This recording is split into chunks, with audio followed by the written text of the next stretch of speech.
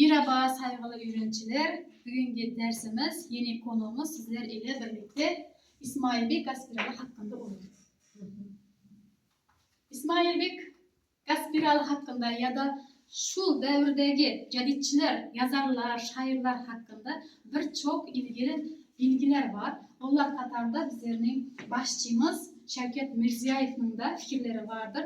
Mesela Jadid atalarımız Fikret Çolpan, Abdullah Kadri, Behbudi, Münevver Karı, onlar bina inşa etmediler. Kendi zenginliklerini aramadılar.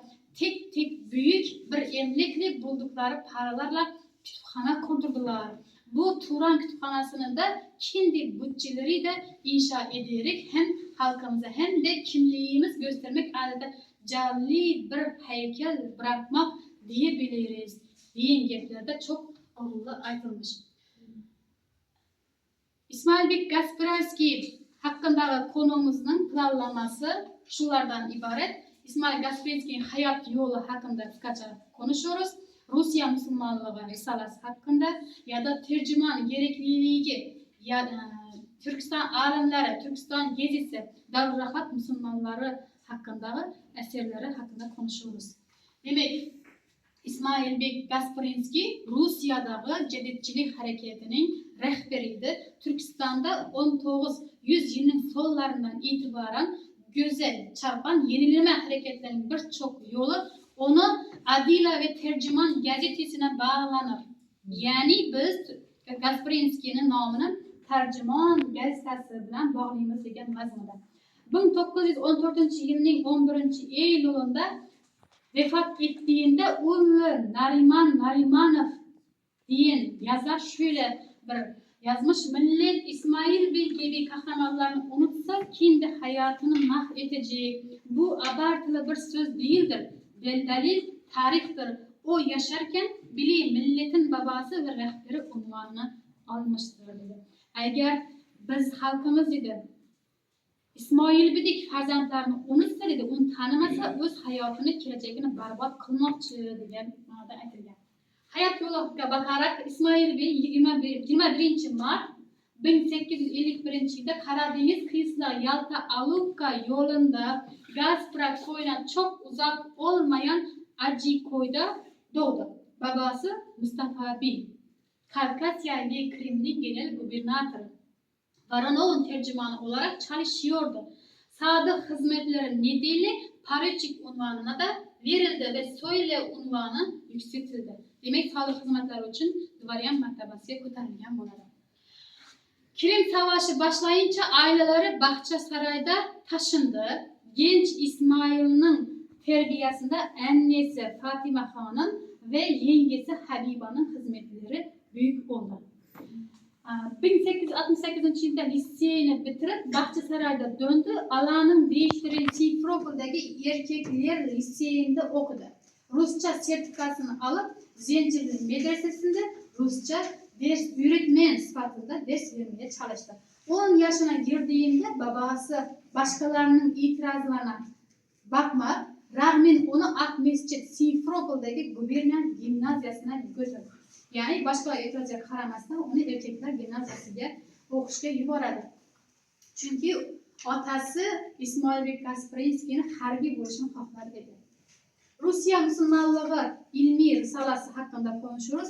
Bu risale Gaspersky bu eserinde son yıllarda Rusya'nın doğduğu, yurtduğu büyük dinleştirme, yani materyalleştiricilik hizmeti hakkında sık sık okumak ve duymak gerektiğini yazar. Peki bu hizmet nasıl kendini göstermelidir? Acaba anlamlı Kadi Kaza yöneticisini naibi pristava, beylikli oblast ya da gubernaya, oşuru vergi ve diğerini verilerek peki ton ve 5 metre sorularını yakasına çevirmekten ibaret olup başka yapılacak iş kalmam ya diyen bir sorularını koymuş.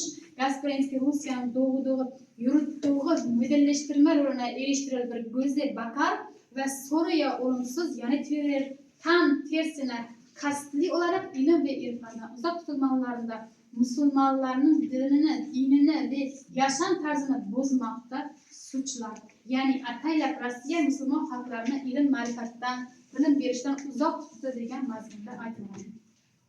İsmail Bey bu soruya cevap arıyordu. Yeni bir yandan milleti yok eden cehalat, diğer yandan Çar hükümetinin sistemalı ve planlı Ruslaştırma siyaseti. Rusya'da Müslümanların kaderi nasıl olacak acaba? Demek İsmail Bey bu soruya cevap veriyordu. Ona göre Rusya'nın itaatkar milletlere yaklaşımında iki yol vardır dedi. İki yol var. Birincisi asimilasyon, Ruslaştırma. İkincisi işbirliği ya da hemkarlık. Birinci durumda sömürgeye ve milli kalkınmaya hiçbir yol bırakılmaz.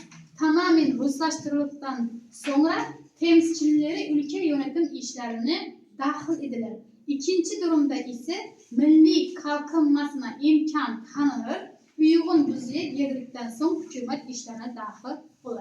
Demek birinci yolu Ruslaştırış siyasetini Türkistan'a qo'llab bo'lmaydi.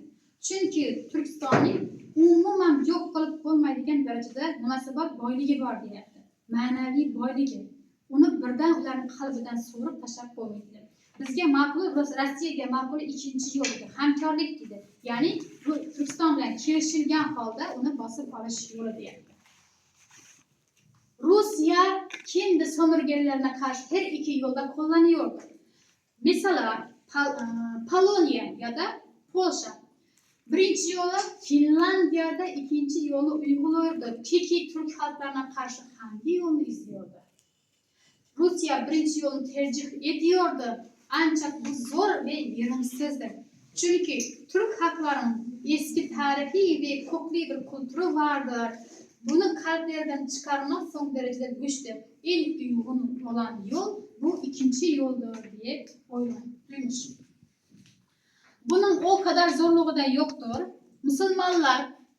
Müslümanlar yazar yeni İsmail Bey Gasprali Türk halkları yerine Müslümanlar terimini kullanır. Türk halkları diyen kelime kullanmaz. Biraz teşvikle geçmişte kaybettikleri zihniyetleri kısa sürede yeniden kazanabilirler. Hatta teşvik edilen gerek yok. Biraz iyi niyet ve izin vermek yeterlidir. Örneğin halk geleneksel hayır yolu ile bile okul ve medreselerini yeniden inşa edebilir. Sadece bunların modern gerekliliklerini uygun bir düzeye yükseltmek gerektir.